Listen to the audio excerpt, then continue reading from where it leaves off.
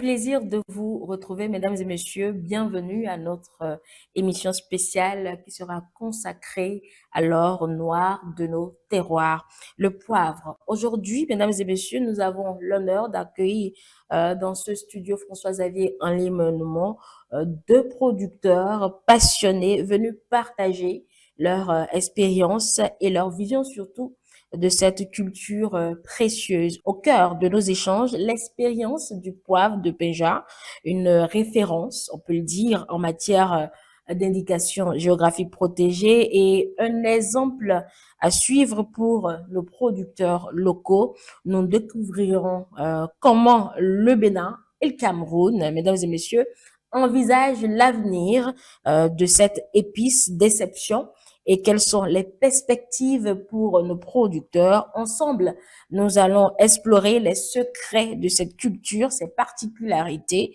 les saisons favorables et les retombées économiques pour nos communautés. Il y a quelques jours, nous recevions dans un autre format, toujours sur E-Télé, ces producteurs à leur descente. Aujourd'hui, ils ont fini leur mission, notamment ceux qui sont venus de l'extérieur. Ils ont donc venu rendre compte, faire le bilan de ce qu'ils ont vu au Bénin et se projeter. Je vous présente à nouveau Monsieur René-Claude Métomo. Il est le président des producteurs du poivre de Péja au Cameroun. Monsieur Métomo, bonjour. Bonjour madame. Merci d'être là pour faire le bilan de votre passage au Bénin. Je suis très heureux d'être là. Vous êtes descendu au Bénin il y a quelques jours pour participer à une conférence. Après, vous avez visité la plantation du Bénin, celle du Togo de notre cher ami Monsieur Semedo. Voilà, vous étiez au Togo et vous allez nous raconter un peu tout ce que vous avez vu durant ces quelques jours au Bénin et au Togo. Et pour vous accompagner dans ces échanges, j'ai docteur Afolabi Alao, qui est producteur du poivre béninois. Bonjour docteur. Bonjour madame. Merci d'être là. Je sais grâce à vous que Monsieur Métomo, il est là aujourd'hui. Monsieur Semedo n'est plus avec nous. Nous le saluons depuis le Togo. Oui. Voilà. Alors, comme je le disais dans l'introduction, Monsieur Métomo, vous avez parcouru le Bénin et le Togo. Quelles sont vos impressions tout de suite après ce séjour d'abord au Bénin? Qu'avez-vous appris de l'expérience de votre homologue béninois? Oui, le séjour que je suis en train de finir au Bénin a été un séjour très enrichissant. C'était un séjour d'échange avec les étudiants d'abord, maintenant sur le terrain, un partage d'expérience sur le terrain. Je crois que j'ai autant appris du Bénin que le Bénin a appris de moi. Et ce type de collaboration-là doit se multiplier dans nos pays pour pouvoir avancer. C'est très important. Il y a des techniques qu'on utilise ici. Il y a des cultivars qu'on utilise ici, par exemple, pour faire pour les tuteurs, alors que chez nous, il y en a d'autres. Donc, tous ces aspects-là sont très importants. Ici, par exemple, on utilise le bombardier ou le terminalia super bas. Et chez nous, c'est tout à fait autre chose. Chez nous, c'est tout à fait autre chose. On a juste découvert là, il y a quelques années, l'hysope, hein, que les gens utilisent ici traditionnellement, et qui résiste à un certain nombre de ravageurs là-bas chez nous. Et ici, on l'utilise aussi. Donc il y a plusieurs... Vraiment, on a découvert beaucoup de choses. Moi, de mon côté, j'ai apporté ma petite expérience sur le terrain, que ce soit ici ou au Togo. Et je crois que ces échanges-là sont très importants pour avancer, faire avancer nos filières. On apprend tous les jours de toutes les manières. Alors, docteur Alao, vous avez reçu M. Métomo, vous êtes allé dans la plantation de M. Semedo. De ce que vous pratiquez ici, de l'expérience qu'a apporté M. Métomo, ce que vous avez vu chez M. Semedo. Alors, qu'est-ce qui vous a plu? Qu'est-ce que vous avez appris?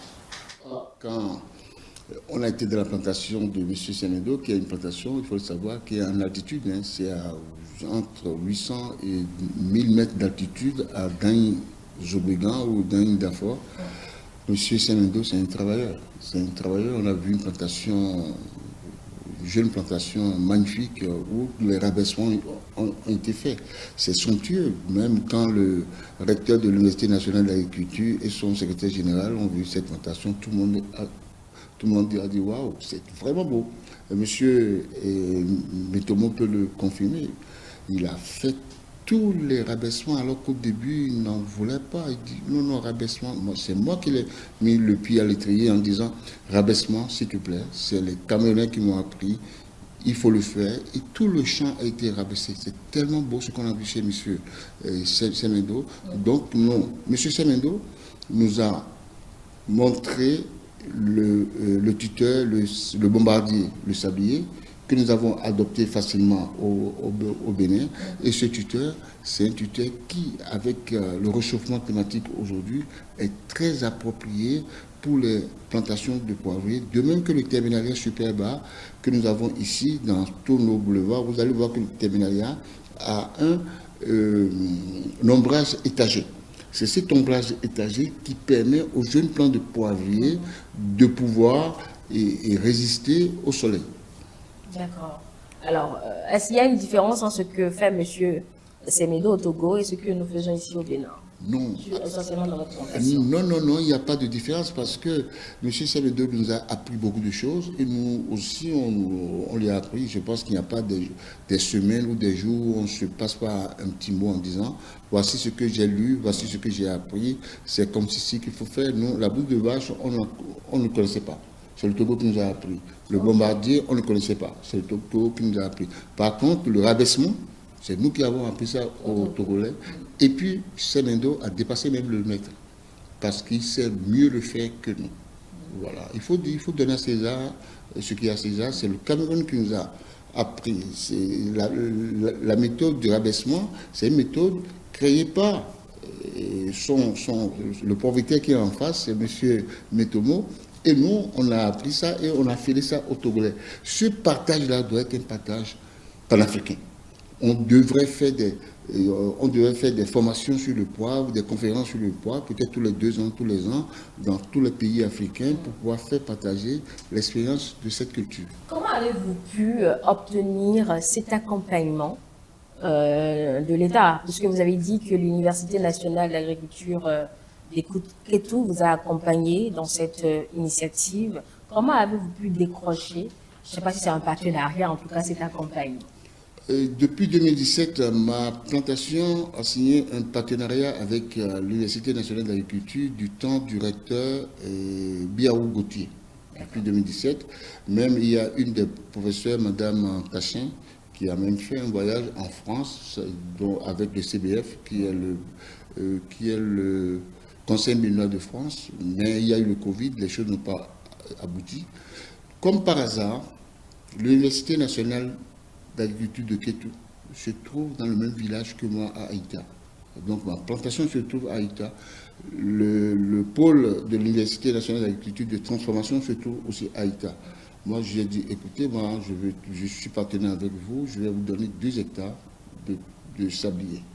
On a commencé, ils ont commencé par collecter de la boue de vache et puis voilà. Oui, je pense qu'il ne faut pas attendre seulement que ce soit l'État. L'État, c'est tout le monde, c'est la société civile. Il faut aller vers eux.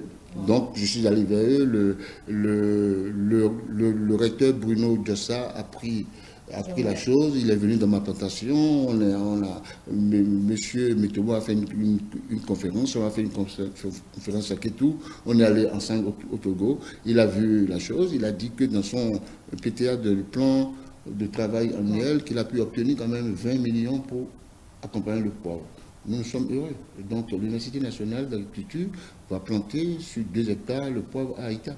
Voilà l'accompagnement de l'État. Je pense qu'une fois que la société civile fait quelque chose et qu'on le propose à l'État et que l'Université nationale d'agriculture le prend, c'est pour la jeunesse surtout. C'est pour que la jeunesse ait du travail.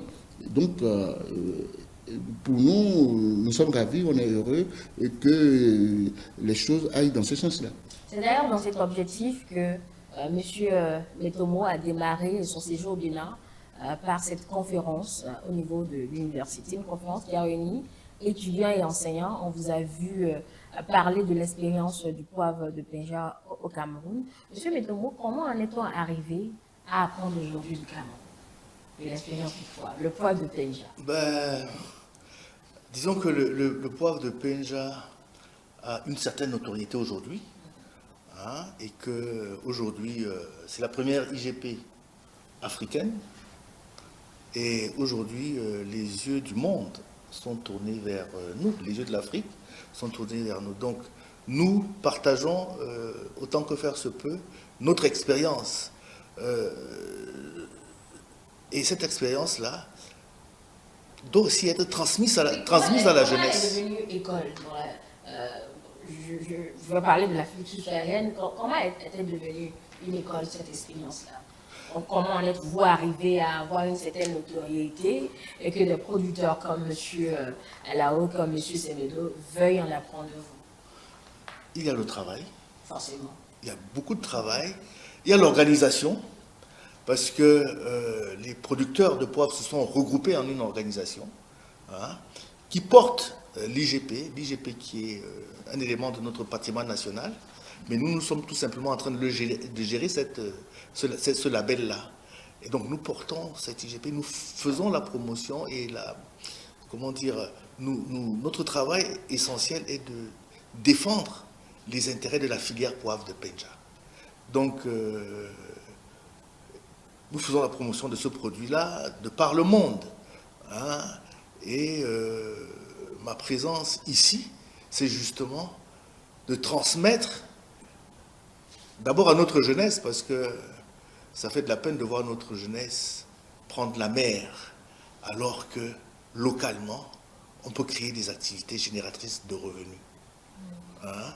Et c'était un plaisir énorme que de partager cette expérience-là avec la jeunesse béninoise à l'Université d'agriculture. Voilà, donc comment nous avons fait école, je crois que c'est notre travail qui a permis qu'il y ait une certaine notoriété, qui a permis que je rencontre monsieur Alao. Et voilà, nous sommes devenus des amis. Hein, et je l'invite très vite au Cameroun pour qu'il vienne toucher. Certainement qu'il va vous rejoindre. Alors, le poivre de Penja, quelle est sa particularité? Est-ce qu'il est différent de notre culture ici au Bénin, du poivre du Togo? Comment on le différencie? Quelles sont ses particularités? Alors, le poivre de Penja a la chance de pousser dans une région particulière au Cameroun. Hein, c'est un terroir au sol volcanique. Hein, c'est un terroir assez riche parce que, au-delà du poivre de Penja, tout ce que vous plantez dans la région de Penja, sur les terres volcaniques, a d'autres qualités organoleptiques. Sur ce terroir-là se développent des qualités organoleptiques particulières. C'est quoi une qualité organoleptique pour les néophytes qui n'y comprennent rien? Alors, organoleptique, c'est des qualités leptiques, c'est le goût. Okay. Hein, c'est lié à la langue. Organique, c'est-à-dire la présentation du fruit en général, de la spéculation en général, du fruit en général, est assez différente. Je vais vous donner un exemple plus, plus visible, parce qu'avec le poivre, c'est un peu compliqué. Si vous plantez une papaye solo dans la région de Penja, dans ce terroir-là, elle est complètement différente d'une papaye solo que vous avez plantée à 5 km de l'endroit. Ah oui. À ce point, hein? Oui, complètement différente. Sur Penja, vous avez la papaye que vous avez plantée, solo que vous avez plantée, à la chair rougeâtre, a des parfums extraordinaires. Dû au sol. C'est lié au sol. À 5 km plus loin, sur un autre sol, alors que vous êtes peut-être dans le même arrondissement, le même département, vous avez une papaye dont la chair est jaune et les parfums ne sont pas aussi prononcés que sur Penja. Et donc cette propriété-là de notre sol a été remarquée par les consommateurs. Hein, le poivre de Penja est un peu plus piquant, le poivre de Penja est plus aromatisé que les autres poivres dans notre environnement là-bas. j'espère que le poivre de Haïta aura sa particularité et qu'il faudra faire, il faudra faire la promotion de cette particularité-là. Le bois d'Aïda, la particularité. Bon, nous avons un sol normal. Je suppose que c'est sur un sol normal que cette culture, elle est faite. Et Haïta, c'est quand même sur un plateau, hein, Sacré, c'est le département du plateau. Bien sûr. Voilà, donc il y a aussi, on a notre particularité où les isopes se développent très vite, où le sablier aussi se développe vite. On a fait l'expérience du terminalia superba appelé le frappé qui se développe aussi vite. Donc nous avons ramené quand même les boutures du poivre du Cameroun. Voilà comment le poivre du Bénin est né. Le poivre du Bénin n'est pas né du fait qu'on est allé chercher les boutures dans les pagodos. Les boutures ont été ramenées du Cameroun par fret aérien, par DHL en 2019 et en 2023. C'est beaucoup d'argent que la famille Alao a déposé sur la table pour pouvoir introduire le poivre en plantation au Bénin. Donc notre poivre du Bénin, de Haïta, est issu des boutures des poivre de Penga, qui est déjà une référence mondiale. On est allé chercher la référence mondiale pour le Bénin. Voilà notre sens du patriotisme chez la famille Alao. Voilà ce que nous avons fait. Maintenant, avec le temps, on saura quelle est la particularité du poivre de Sakété, en quoi elle est différente du poivre de Penga. Il faut savoir que je suis quand même ORL. Oui. Et ma spécialité, c'est quand même l'olfaction, le goût et l'odorat. Oui, donc, en matière de poivre, je sais un peu ce que je dis. Merci. Alors, docteur, non, je reste toujours avec vous, docteur Alao. Oui. Une épice qui nous paraît singulière. Parce que, voilà, à la limite, on peut même parfois s'en passer quand on a d'autres épices. Oui. Vous faites fixette sur ça. Une fixation jusqu'à aller au Cameroun. Pour vouloir apprendre de cette expérience, ramener les boutures comme vous dites. Alors, quel est l'intérêt de cette culture? Quel est l'intérêt de cette culture? Je vais vous faire un parallélisme. Vous rentrez au Bénin aujourd'hui, vous sillonnez Cotonou, vous sillonnez certains endroits de nos petites villes. Monsieur Météo nous l'a fait remarquer, il dit que vous avez un beau pays. Vous avez un peuple discipliné. Vous avez ceci, vous avez cela, vous avez gardé votre culture authentique. En ce qui concerne le poivre, comme on l'appelle le nérinkou, c'est ça le nérinkou. Mais on ne connaît pas l'origine du poivre qui est vendu au Bénin, sachant que le Vietnam est le premier producteur du poivre au monde. Mais j'ai fait des enquêtes, on ne sait pas d'où est-ce que ça vient. Comment voulez-vous qu'on achète à l'extérieur quelque chose qu'on peut produire chez nous? Je répète bien. Comment voulez-vous qu'on achète à l'extérieur quelque chose qu'on peut produire chez nous? On peut le produire dans nos pagodos.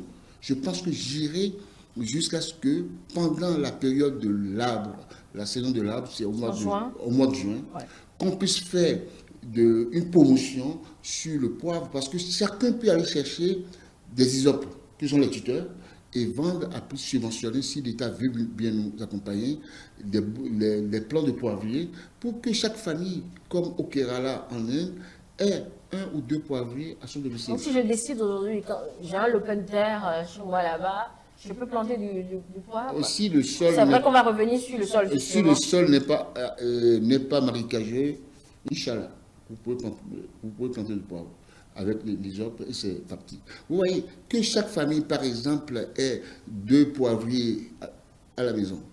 Cet argent restera dans l'économie du Bénin. Supposons que la culture du poivre, que l'économie du poivre, c'est 5 milliards, c'est 10 milliards. Les 10 milliards resteront dans l'économie béninoise. C'est ce que nous voulons. Et on sait, on produit ce qu'on mange. On produit du poivre de bonne qualité. Et le Bénin sera une référence comme le Cameroun. Tu vas au Bénin, comme l'ananas en plein de sucre, ramène-moi de l'ananas, ramène-moi le poivre de Sakété. C'est ça notre objectif. Voilà. D'accord. Alors, monsieur Métomo, parlons argent. C'est rasable. La culture de poivre. Bon, là, c'est vrai que je suis allée direct. Mais pour les dulpérés, je peux poser la question autrement. Quelle est l'importance économique de cette culture? Je peux l'affirmer haut et fort. C'est très rentable. Mais il faut travailler. Je dis bien que c'est très rentable. Imaginez-vous qu'un kilo de poivre vendu coûte localement au Cameroun 20 000 francs. Le kilo. Le kilo. Oui, c'est vrai que parfois, c'est super cher. Le kilo. Donc 20 000. c'est rentable. Le chiffre d'affaires est assez important. Et c'est un produit à très haute rentabilité. À un moment donné, j'ai osé dire à la télé qu'entre le poivre et le cacao, il n'y a pas match. Ah, ben, Le là, on va tomber sur vous. le ministre de l'Agriculture m'a tiré les oreilles. Mais c'est vrai qu'il n'y a pas match entre le poivre et le cacao. Donc moi, je conseille, hein, et c'est quand même une culture qui coûte assez cher à mettre en place. Hein, mais je conseille à ceux qui ont les moyens d'essayer de mettre cette culture-là. Elle est chère ici encore parce que il y a pas, les cultivars ne sont pas là, il faut tout importer, etc., etc., etc. Il faut tout commencer à zéro. Mais je pense que d'ici quelques années, il y aura tous les cultivars, faire des pépinières sera très très facile, etc., etc. Donc je conseille fortement à ceux qui ont la fibre agricole d'investir sur cette spéculation-là qui, ma foi, on vit du poivre de Penja. Moi, je suis à Penja, j'ai 40 hectares de poivre. Je suis tranquille. 40 hectares. J'ai 40 hectares de poivre, je suis tranquille. Voilà, donc on vit du poivre de Penja aisément. D'accord. Alors, si au Cameroun, le kilo coûte à 20 000 francs, je ne sais pas si vous mettez votre poivre sur le marché béninois, hein, ou bien vous priorisez le marché français, enfin. Oh, oui, c'est vrai qu'aujourd'hui, C'est pour savoir combien le vote coûte, monsieur Alain, docteur Alain. donc aujourd'hui, le poivre d'Aïta n'est pas vendu au Bénin. Au Bénin. Parce que nous avons que des petites récoltes depuis 3 ans, jusqu'à ce qu'on ait une homogénéisation de la récolte au bout de 7 ans. Puisque nous dépensons beaucoup dans la recherche et le développement et on n'a aucun accompagnement, le poivre du Bénin est vendu à Montbéliard, chez nous, à 100 € le kilo, 65 000 francs. Wow. Le sachet de 100 grammes coûte 10 €. Donc, 1 kilo, ça fait 100 €. C'est une fortune, mais à la hauteur de l'investissement. À la hauteur de l'investissement, je pense qu'après, quand on aura des tonnages, le poivre de Sakité sera vendu sur le marché béninois. Je vais aller vers monsieur Metomo pour qu'il me dise comment il a pu mettre son poivre sur le marché local afin que je fasse la même chose ici. Mais pour le moment, j'habite en France, ma famille y habite là-bas, je travaille dans un hôpital français, c'est toutes les infirmières, tous les médecins, tous les chirurgiens, toute ma famille autour de moi, mes patients qui profitent de ce poivre du Bénin qu'on vend bien à 100 € le kilo. On le vend à 100 € le kilo. Je le répète encore, à 100 € le kilo en France. D'accord. Alors, monsieur Metomo disait tout à l'heure que c'est une culture qui demande beaucoup de moyens. Pourquoi? Puisque quand vous me dites que moi-même je peux planter sur ma terre, ben, si c'est une question de moyens, vous-même vous voyez. Vous voyez, on fait une différenciation de choses pour que vous le compreniez. Et quand j'ai installé la culture du poivre au Bénin, il y a quelque chose qu'on appelle la béninoiserie. Vous connaissez ça, la béninoiserie? Il y a des gens qui sont venus dans ma plantation, ils ont vu un poivrier, ils ont vu un poivrier, ils ont vu un tuteur, l'ISOP, ça y est, ils sont partis faire la culture du poivre dans leur plantation. Ils ont perdu beaucoup, beaucoup de millions. Et je regrette ça pour eux, ils ont perdu beaucoup de millions. Au fait, c'est dû au fait que dans ma plantation, ils n'ont pas bien triché. Il y avait les EVA qui servaient d'ombre. Ils n'ont pas bien regardé en haut, ils n'ont pas bien regardé Dieu, ils n'ont pas bien regardé le ciel pour savoir qui a l'EVA, l'ISOP et le poivrier. Ils ont regardé seulement l'ISOP et le poivrier, ils sont partis avec ça, mais leur plantation n'a pas un grain de poivrier. C'est pour vous dire qu'au début, pour faire une installation de poivre sur 1 hectare, c'est quand même 2000 tuteurs, c'est quand même 2000 plan de poivrier, si chaque tuteur et poivrier est vendu à 1000 francs, vous voyez, on se retrouve facilement à 6000 francs sans compter la main-d'œuvre. Quand nous aurons multiplié des champs de poivriers par des investisseurs qui ont les reins solides, tout ça, et les prix des plants pourront diminuer et tout le monde pourra faire du poivre. Par contre, dans les maisons, dans les pagodos, vous pouvez installer vos tuteurs facilement parce qu'il y a la rotation du soleil qui fait que l'isope à la maison va prendre par rapport au champ, parce que le champ, si vous n'avez pas un tuteur ombragé, vous allez replanter, replanter le poivrier tous les ans. Voilà la différence entre le poivre de pagodo et le poivre en plein champ. C'est ça. Alors, Monsieur Metomo, il a plus ou moins parlé des particularités chez eux qui influencent la qualité du poivre. Et ici au Bénin, Monsieur Alao, quelles sont ces particularités? Vous savez, on est à nos débuts, on est qu'à notre troisième production. Il y a des études sur le goût que nous n'avons pas encore faites. Je pense que peut-être on va faire des études à double aveugle en disant, bon voilà, voilà ce poivre, comment est-ce que vous le ressentez par rapport à l'autre. Et donc c'est les consommateurs qui vont nous dire quelle est la différence entre le poivre mère, qui est le poivre de Penja, et le poivre fils, et le poivre enfant, qui est le poivre du Bénin. Voilà. C'est les consommateurs qui vont nous faire la différence. Mais moi, pour le moment, le poivre de Penja, je le priorise, c'est un poivre qui est mondialement connu. C'est pour cette raison qu'on est allé chercher les boutures au Cameroun. Alors, ce sont vos sols qui vous donnent la notoriété, on peut le dire comme ça. Mais est-ce que les saisons sont aussi favorables? La question c'est quelles sont les saisons les plus propices à la culture du poivre, surtout dans votre région à vous, avant qu'on en revienne à la région d'Aïda? Oui, alors, sur Penja, nous avons 3 grandes saisons.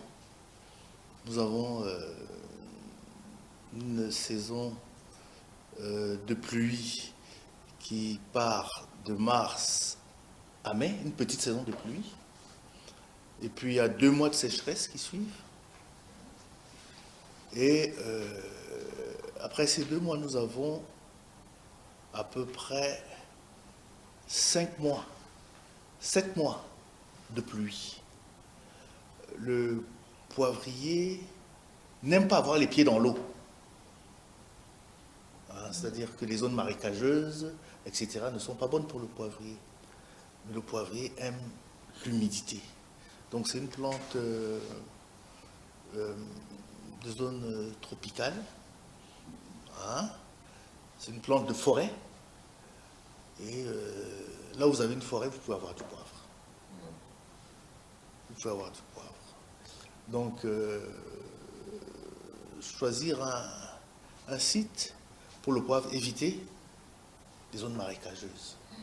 Ça ne va pas pousser. Éviter la zone sahélienne. Ça ne va pas pousser. Rester dans les zones de forêt. D'accord. Alors, quand il ne pleut pas, s'il arrive avec ces changements climatiques. Bon, avec les changements climatiques, on a quand même remarqué un certain nombre de choses et j'ai vu que ici au Bénin, il y a eu des innovations. C'est-à-dire qu'on a adopté des tuteurs ombragés. C'est à ça que ça c'est. Enfin, finalement, le tuteur ombragé. Parce qu'il faut savoir que le poivrier, c'est une liane. C'est une liane qui pousse autour d'un tuteur vivant. Et ce vivant-là, ce tuteur-là, il faut le choisir pour ses qualités. Et l'une des qualités qu'on a trouvées sur le terminal super bas, c'est qu'il y a de l'ombre qui est générée par les branches du tuteur. Okay? Ça permet que le poivrier se développe mieux. Ici, j'ai constaté qu'ils n'ont pas besoin, tout au moins dans la zone où est la plantation de Aïta, c'est ça? Aïta, ils n'ont pas besoin d'irrigation. C'est naturellement irrigué. Avec les changements climatiques, on est obligé d'irriguer certaines parcelles. Mais ici, j'ai constaté dans la plantation de M. à Lao que il n'irrigue pas. Il a stoppé l'irrigation. Alors que moi, il a stoppé l'irrigation, pourquoi? Parce qu'il a utilisé au terminal super bas. Et le sablier qui a aussi des feuilles persistantes pendant la saison sèche. Et ça, c'est une découverte que j'ai fait ici. Et ma foi, je pense que en tant qu'agriculteur, à chaque fois, nous devons sortir pour aller voir ce qui se passe ailleurs. Et ces échanges-là sont très très importants pour notre développement commun. Alors, on connaît notre saison au Bénin, docteur Alao. Je vous pose la question. Les saisons propices à la culture du poivre, puisque votre objectif, c'est de sensibiliser justement à s'intéresser à cette culture. Quelles sont ces saisons? Toutes les saisons sont propices en fonction des tâches. Vous voyez, pendant la grande saison sèche qui part de novembre à février, c'est ça, hein, à février-mars. Et pendant cette saison, on est amis des bouviers. On va collecter la bouse de vache. Ça humidifie la plante, c'est ça? Ça contient de l'azote. Okay. Ça contient de l'azote. C'est l'équivalent de l'urée qui est de l'engrais chimique. Et nous, on utilise la boue de vache. Vous voyez, la région de Sakété, il y a beaucoup de bouviers. Oui, il y a beaucoup de bouviers. Donc, on collecte la boue de vache pendant cette période-là. À partir du mois de mars, on a commencé hier, et on a eu une forte pluie, avant-hier, on a commencé une opération qu'on appelle le rabaissement et l'élagage.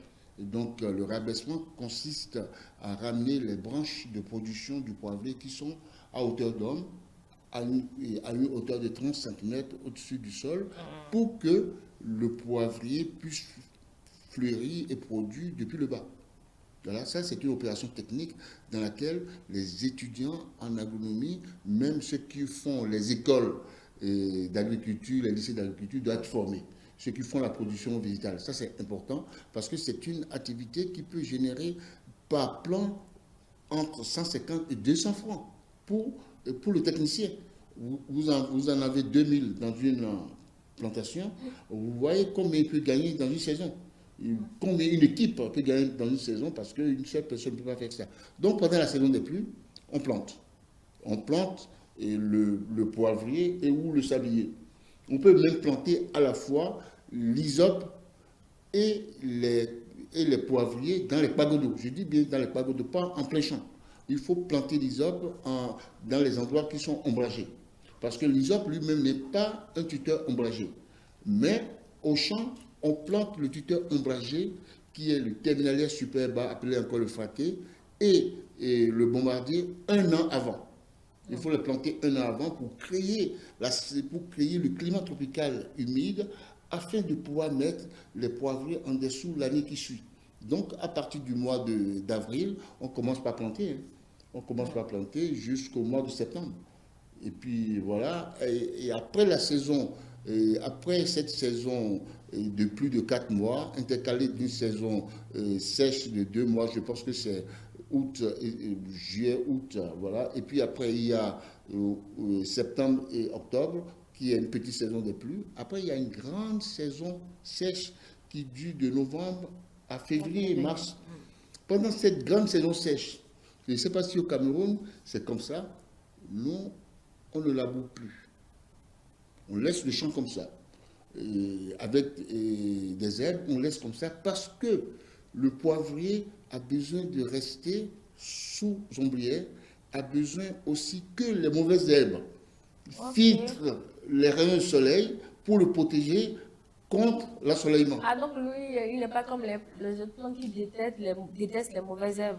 On laisse pendant les 4 mois de saison sèche, on ne laboure plus parce qu'on a besoin de ces mauvaises herbes qui filtrent les rayons du soleil pour protéger nos jeunes plants de poivrier. C'est maintenant qu'on va commencer par labourer. Je ne sais pas si au Cameroun, vous faites comme ça pour les jeunes plants. Oui, je vais d'abord dire que tout à l'heure, j'ai dit qu'on avait 3 saisons, on a plutôt 4 saisons de pluie. Donc, une petite saison de pluie qui part de mars à mai, par là. Il y a une petite saison sèche. Et après, il y a une grande saison de pluie qui part de mai à septembre, octobre. Et à partir d'octobre,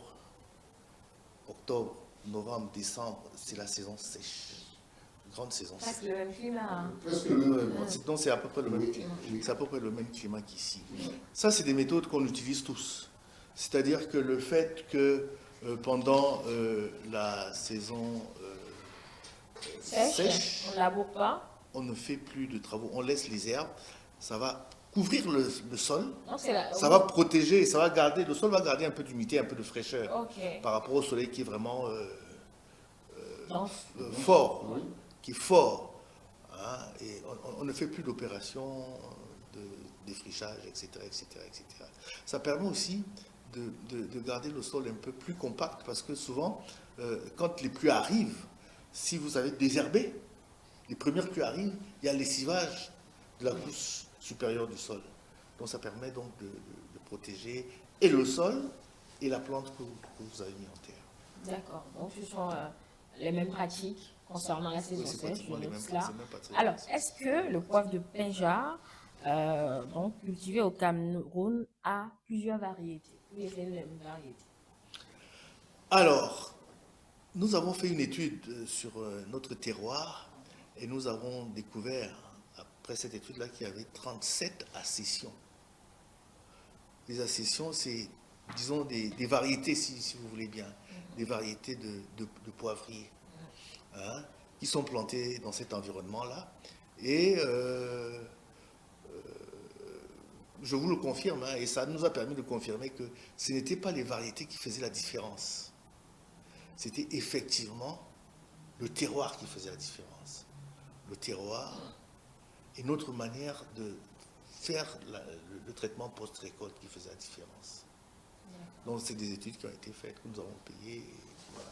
C'était le résultat de Parce que le poivre d'Aïda a plusieurs variétés. Le poivre d'Aïta, au fait, il y a la variété qui vient de Penja du Cameroun. Oui. Il y a une variété qu'on retrouve dans les pagodos, à Aïta et puis à Zumbome, à Polé, dans la commune de Promisité. Au fait, l'histoire raconte que ce sont nos grands-parents qui ont été travaillés au Bon State, au Nigeria, qui ont ramené des stolons de poivriers qui sont venus planter dans les pagodos. Il y a certaines maisons qui ont plus de 200 poivriers qui existent bien. Cette variété est différente de celle de Penja, est différente de celle que nous cultivons. Les grains sont un peu plus gros. Voilà. Donc aujourd'hui au Bénin, on a le poivre, la variété de Penja, on a la variété venue du Nigeria et qui se trouve dans les pagodos, à Zumbome et à Aïta. Voilà. Alors, votre plantation à vous s'étend sur combien d'hectares? La plantation même s'étend sur 15 hectares, mais nous avons emblavé que 6 hectares de poivriers en ce moment. Mais à la saison prochaine, il y aura une extension d'au moins, si je compte tous nos partenaires, une trentaine d'hectares qui est prévue. En ce moment, à l'intérieur du Bénin, il y a déjà 10 hectares de poivriers qui sont en cours. Est-ce que vous avez contact avec d'autres producteurs béninois? Oui, j'ai contact avec moi je les appelle des partenaires. Okay. Des partenaires béninois d'ailleurs il y a 2 avec l'université, ça fait 3 qui ont fait le parcours, qui ont fait le voyage avec moi pour aller au Togo. Donc il y a des petits producteurs aussi, il y a aussi les écoles. J'ai oublié de parler des écoles. J'ai introduit le poivre et le sablier dans les écoles du plateau et dans les écoles de la vallée pour accompagner l'autonomisation financière des cantines scolaires pour que les 25 francs qu'on demande aux parents d'élèves et que certains enfants ne peuvent pas payer pour que les enfants puissent manger à leur faim. Ça sera long, mais on y arrivera. Il y a une école modèle qui est l'école de Itameri dans Sakété 2 qui a quand même vendu l'année dernière pour 1 million, je répète bien, de plants de sablier. Ce sont des graines issues des plantations de sablier de cette école. Avec les 1 million, ils ont restitué leur cuisine pour 400 000 francs et les 600 000 francs restants sont restés pour accompagner la cantine scolaire, ce qui fait que les enfants, voilà, ils mangent. Ils ne sont plus obligés forcément Voilà, payer les 25 ils ne sont francs. pas obligés forcément de payer les 25 francs. Donc, cette étude est tendue à quelques autres écoles de la vallée, et puis voilà, pour accompagner que les enfants à bas âge, ils savent ce que c'est que le poivrier, ce que c'est que le sablier, et puis ils peuvent ramener cette culture à la maison. Et puis voilà, le poivre, on cherche par tous les moyens pour que le poivre prenne au Bénin. Il y a l'école, le collège de Yoko, qui va bénéficier aussi de ce programme, de même que celui de Zian dans la commune de Ifani. Voilà. D'accord. Alors, sur vos 15 hectares, on va sur les 15 hectares classiques, Oui. la main-d'œuvre, Elle elle est nombreuse? Elle est nombreuse, elle est essentiellement féminine. Elle est essentiellement féminine pour faire le rempotage et puis faire les pépinières de sablier et de poivrier. Et elle est masculine pour labourer, et ça va commencer là, pour labourer pendant la saison des pluies. Et puis c'est la main-d'œuvre locale. Donc, Doit avoir forcément une expérience ou bien... voilà, on les a formés, ils ont une expérience. Quand ils sont dans nos champs de poivriers, on a l'assurance que les poivriers ne sont pas saccagés parce qu'ils savent de quoi il s'agit. Ils font beaucoup attention. Et voilà. Donc on les a formés. Et voilà. Monsieur Metomo, on va dire l'expert camerounais, je reviens à vous. Alors, il nous faut combien de temps pour faire la récolte? De la plantation, enfin de la mise en terre si vous préférez, à la récolte, il faut compter combien de temps? Alors, pour qu'un poivrier soit économiquement rentable, il faut attendre 4 ans. Vous commencez à avoir les premières récoltes. Parce qu'entre-temps, vous avez des prémices, des graines qui ne sortent pas là.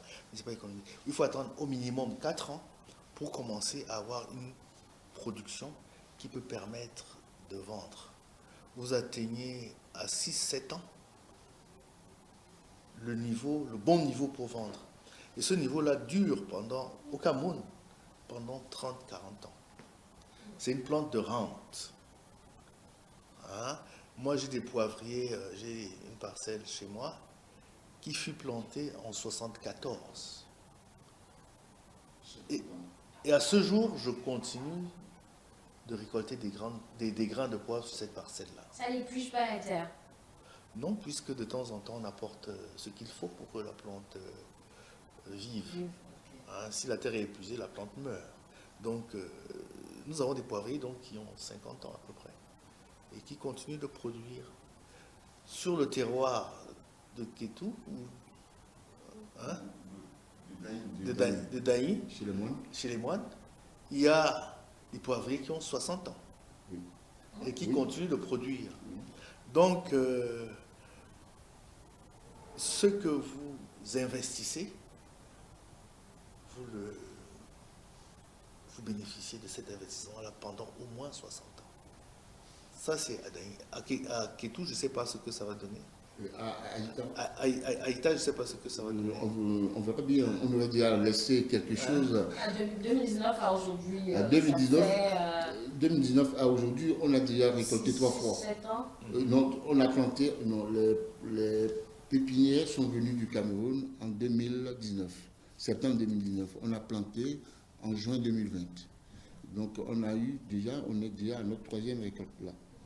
Troisième petite récolte. Voilà. Puisque, au fait, notre plantation, je peux dire que c'est un centre de formation.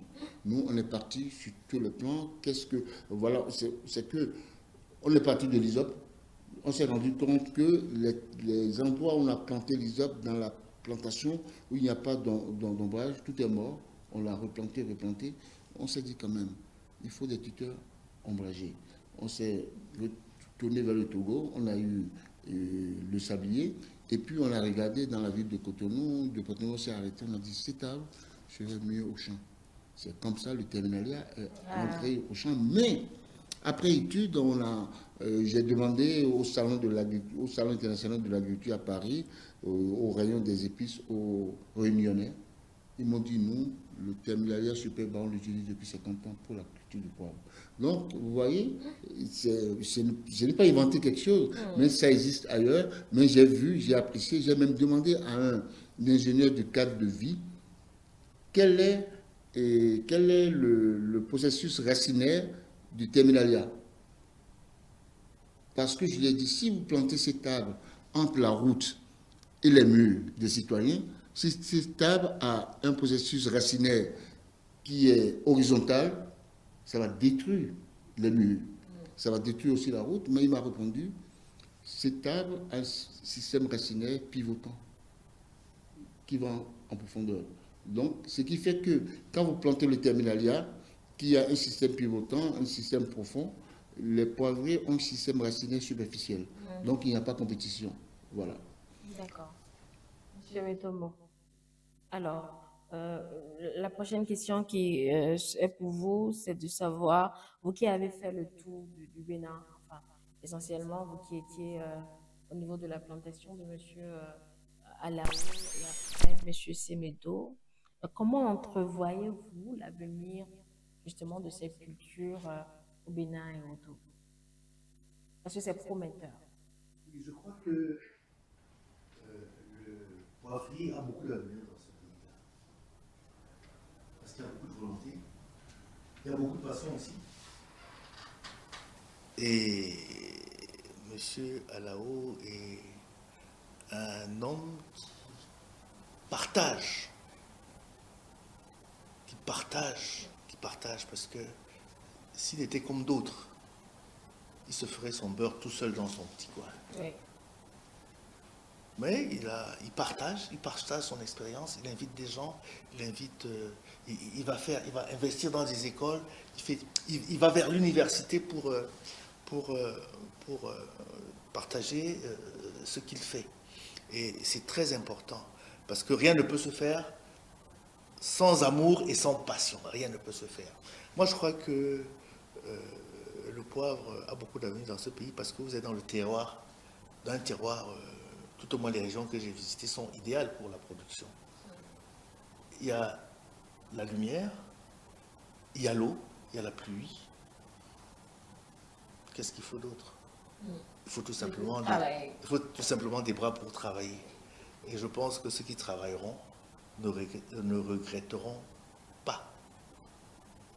Alors, docteur Alao, comment envisagez-vous aussi l'avenir de la culture du poivre, vous qui vous investissez autant, et quelles sont vos perspectives pour atteindre, bon, c'est vrai que c'est ambitieux, mais le niveau camerounais? Moi, je pense que le Cameroun va nous accompagner. Monsieur Météo va nous accompagner. Nous en avons discuté tout à l'heure en venant ici. On va écrire au recteur de l'Université nationale d'agriculture qui a déjà pris le train en marche. C'est comment pouvoir dispenser des cours aux apprenants qui sont en fin de cycle, qui sont en production végétale. Même dans les lycées et agricoles, ce n'est pas que de la théorie, même aussi de la pratique dans notre exploitation à Haïta, afin que les jeunes s'imprègnent de cette formation, de cette culture-là. C'est important. J'ai parlé aussi de la journée et du mois de l'arbre. Ça aussi, c'est important. J'ai parlé aussi du fait que n'importe qui dans son pagodo peut mettre du poivrier sur isope africaine. Et puis, enfin, comme M. Metomo l'a dit, la culture du poivre, c'est du doumavo. Comme on dit chez les Yoruba, quoi. Parce que vous en avez pour 60 ans. Voilà. Et quelles sont les stratégies peut-être que vous comptez mettre en place pour améliorer déjà ce que vous faites à votre niveau? Oui, on a oublié de vous dire que quand on était à Dagny au Togo, le ministère de l'Agriculture togolais a voulu absolument rencontrer notre délégation, mais certaines personnes avaient des obligations, ils étaient déjà partis parce qu'ils devaient prendre leur avion. Mais on a fait des pieds et des mains, ils ont fait des pieds et des mains, ils nous ont rencontrés. L'équipe du ministre de l'Agriculture nous a bien accueillis au Togo, on a dit ce qu'on pensait de cette culture au Togo. Moi, je pense qu'il faut que le ministère de l'Agriculture du Bénin vienne vers nous. Je vous dis qu'ils viennent vers nous. Déjà que vous avez l'université agricole, c'est un début. C'est un début. Nous avons l'université agricole, c'est un début. Mais il faut que, je le dis sincèrement, il faut il faut que l'université, il faut que ministère. le ministère de l'Agriculture vienne vers nous pour qu'on travaille ensemble, pour qu'on leur montre le parcours que nous avons eu à faire jusque-là et que tous les petits charlatans qui disent qu'ils sont dans le poivre, qu'on les mette de côté parce qu'ils n'ont même pas 1 m² de poivre. Voilà. Monsieur Semedo, les défis du poivre en Afrique. Alors, comment dire? Monsieur Metomo, pardon. Comment dire, oui, Metomo. Comment dire? Tout simplement que les Africains, les Togolais, parce que les Béninois, parce que je suis au Bénin, se mettent au travail. C'est tout. Et je ne peux pas partir de ce pays sans commenter un peu ce que j'ai vu au Togo. Je sais que les Togolais sont des bosseurs. Moi, j'étais au Togo il y a 10 ans, au Bénin. Au Bénin, il y a 10 ans. J'étais au Bénin il y a 10 ans. Et le Bénin a complètement changé. Le Bénin a terriblement changé. Les Béninois sont disciplinés. Je ne pouvais pas imaginer que je vais arriver au Bénin et que je vais trouver des motocyclistes et leurs passagers casqués. Hein, c'est extraordinaire ce que vous avez fait. Ça a été un combat. Bon. Oui, mais vous l'avez gagné, c'est ça. Oui, oui, c'est une Gagné longue lutte. aujourd'hui. C'est une longue lutte que vous avez gagnée. Et c'est des vies qui sont sauvées tous les jours. Hein? J'ai fait le parcours du Bénin au Togo. J'ai vu les routes. Mais c'est extraordinaire ce que vous avez fait là. Il y a 10 ans, c'était pas comme ça. J'ai vu Cotonou, j'ai vu Porto Novo. C'est des villes propres. Je peux vous dire qu'en Afrique, je crois que Cotonou est la ville la plus propre d'Afrique. Hein. Parce que c'est vrai, je crois que j'ai beaucoup voyagé. Je ne suis pas allé au Rwanda parce qu'on me dit que là-bas aussi c'est extraordinaire. Mais Cotonou est une ville avec grand V. Hein, c'est propre. Moi, on s'est baladé, on est sorti la nuit, j'ai vu des balayeurs la nuit à 23h, minuit, qui sont en train de travailler. Donc moi je dis, c'est un exemple. Moi je tire vraiment mon chapeau à ce pays-là, au Béninois, je tire mon chapeau à son chef, parce que franchement, c'est extraordinaire ce que j'ai vu. La question était sur les défis du Alors, poivre. je suis sûr que ce défi-là, vous allez le réussir. Vous allez le réussir si vous vous y mettez. Vous avez réussi des choses plus difficiles que ça. Je pense que si les Béninois s'y mettent, ça sera une réussite. Le premier défi, c'est tellement vous écoulez déjà votre marchandise sur le marché français, d'accord? Mais c'est de travailler aussi à conquérir au-delà du marché français, je suppose, docteur Alao. Moi, le poivre d'Aïta sera béninois d'ici peu, d'ici qu'on ait de grands tonnages. Moi, mon but, c'est de vendre mon poivre au Bénin. Que il y a même des planteurs qui me concurrencent. Je saurais que j'ai gagné quelque chose. Qu'on dise qu'il y a 50 hectares de poivre qui est cultivé à Ifangui, tout ça. Je dis, yes, ce combat, je vais gagner parce qu'ils m'ont écouté, parce qu'ils ont introduit ce poivre au Bénin, parce qu'ils ont donné de l'emploi aux gens, parce que nos jeunes, nos enfants, nos petits-enfants ne prendront plus la mer. Moi, mon but, c'est ça. Voilà. D'accord. Merci à chacun de vous. Je vais vous laisser quelques minutes. Monsieur Metomo, quelques minutes pour conclure les échanges, puisque nous sommes arrivés au thème de cet entretien. Ok, le Bénin est un pays formidable. J'ai été heureux de passer quelques jours ici. J'ai été vraiment heureux. J'ai beaucoup appris. J'ai donné ce que je pouvais. Et on avait fini d'apprendre de vous, hein, rassurez-vous. On va vous déranger. Et je pense que le docteur Alao peut le faire. J'ai donné ce que je pouvais et j'espère que je reviendrai ici très vite. Voilà. Pour constater encore d'autres changements, c'est sûr. Docteur Alao, qu'est-ce que vous n'avez pas encore dit? Moi, je pense avoir tout dit, mais je suis heureux quand même que M. Metomo ait accepté cette invitation au Bénin. D'ailleurs, il devait partir depuis mercredi. Il a reporté son billet d'avion parce qu'il était tellement bien au Bénin. Voilà, il part tout à l'heure. On peut vous trouver une maison, une femme si vous voulez. Ah, puis Je suis ouvert à toute proposition. oui, Vous voilà. regardez. Et voilà, donc son billet a été reporté, il part tout à l'heure. Je lui dis merci, je lui dis merci pour ce panafricanisme agricole. Ça me va vraiment droit au cœur parce que c'est un grand monsieur, monsieur Metomo. Ça fait depuis juin 2022 que j'ai été le voir sur une exposition des pays qui sont les meilleurs producteurs de poivre au monde. Je me suis fait tout petit, je suis allé vers lui avec une forte délégation de Béninois. Je suis même allé le rencontrer dans sa maison de vacances en Alsace. Et puis voilà, la mayonnaise a pris pour le Bénin. Il est venu au Bénin et ça me fait plaisir. Voilà. Donc il faut travailler. Je pense que c'est le travail, c'est le goût du travail qui fait qu'on a le résultat. Ça ne peut pas tomber du ciel comme ça en disant waouh, moi j'ouvre la bouche, ça me tombe dans la bouche. C'est le travail. Vous voyez, ça a été un long chemin quand même.